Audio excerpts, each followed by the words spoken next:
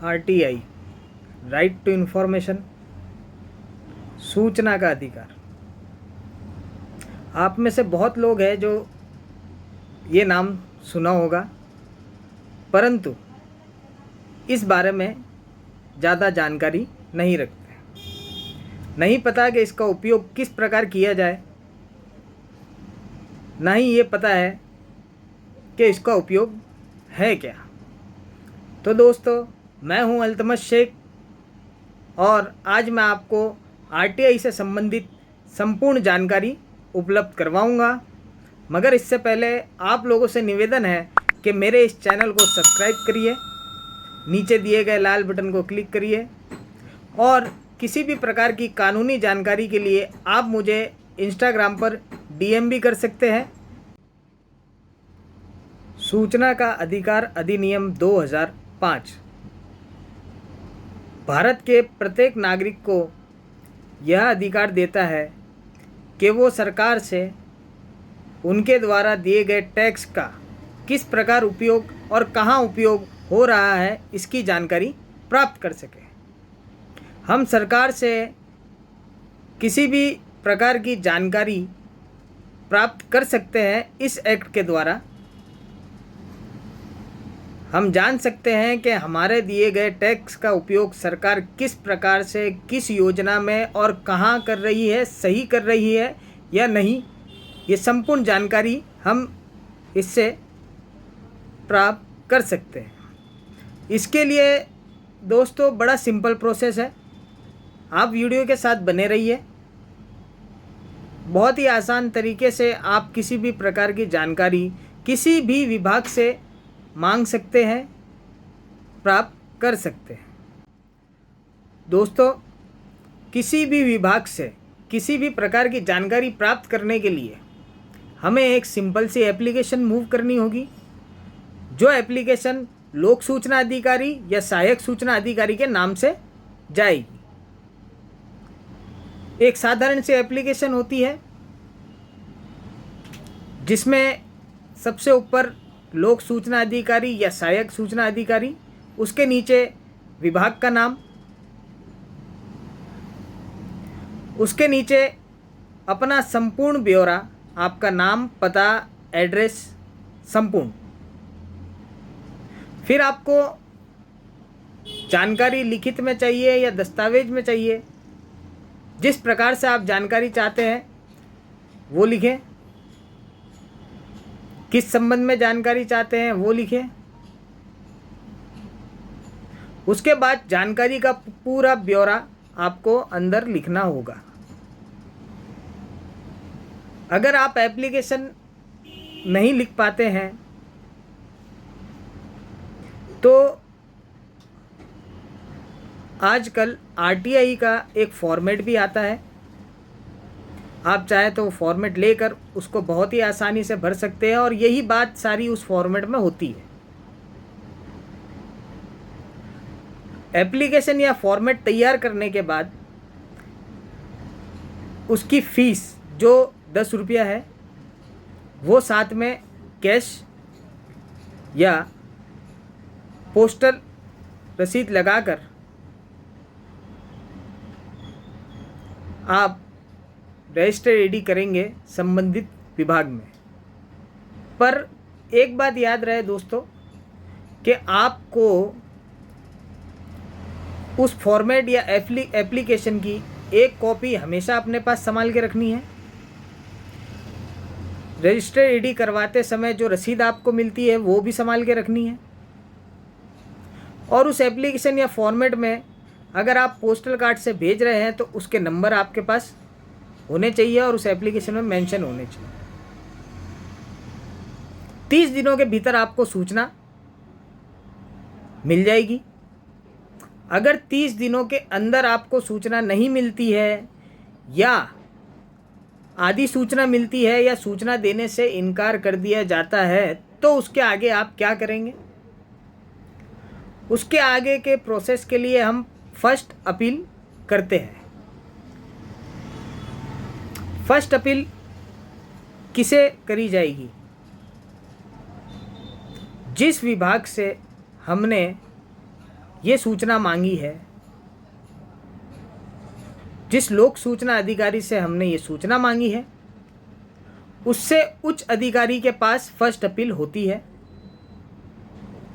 First appeal के लिए वही एप्लीकेशन, बस ऊपर लोक सूचना अधिकारी के जगह संबंधित अधिकारी का नाम आ जाएगा, सॉरी नाम नहीं, पद आ जाएगा। उसके बाद वही सब, और बस नीचे आपको बाकायदा मेंशन करना होगा कि मैंने इतनी तारीख को इस विभाग से सूचना मांगी थी, जो आज 30 दिन होने के बावजूद भी मुझे प्राप्त नहीं हुई है। फर्स्ट अपील के बाद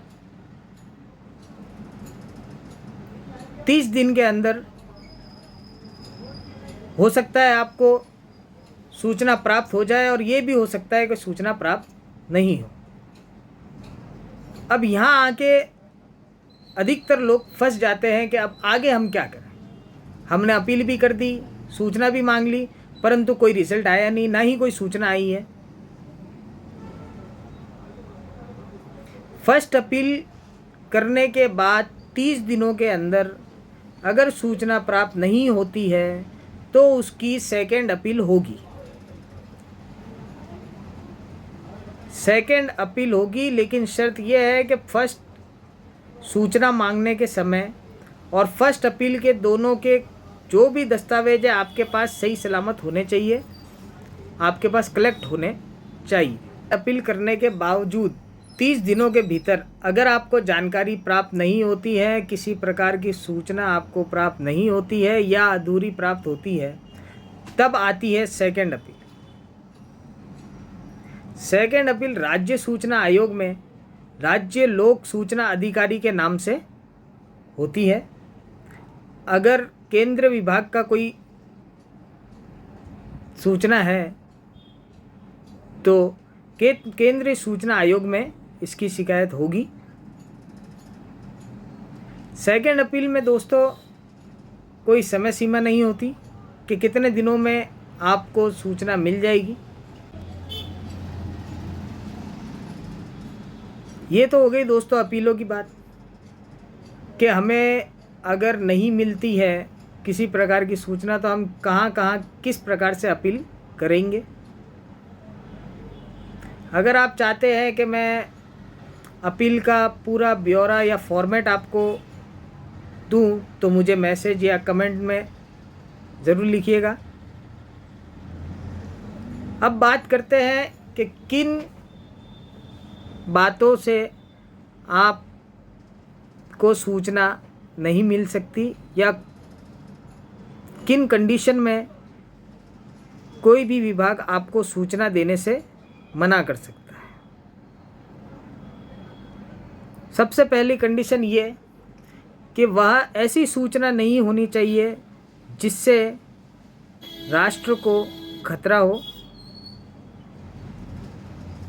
या किसी अन्य राज्य द्वारा विश्वास से हमने प्राप्त की हो, मतलब हमारे सरकार ने प्राप्त की हो,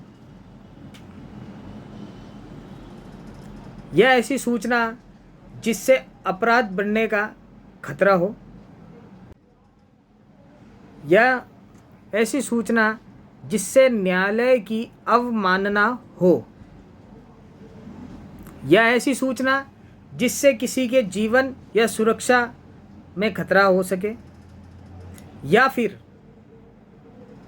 थर्ड पार्टी सूचना आपको नहीं मिल सकती। थर्ड पार्टी का अर्थ है किसी भी प्राइवेट कंपनी या निजी इंस्टीट्यूट, स्कूल या अन्य जो प्राइवेट हो उसकी सूचना आपको सरकार नहीं दे सकती।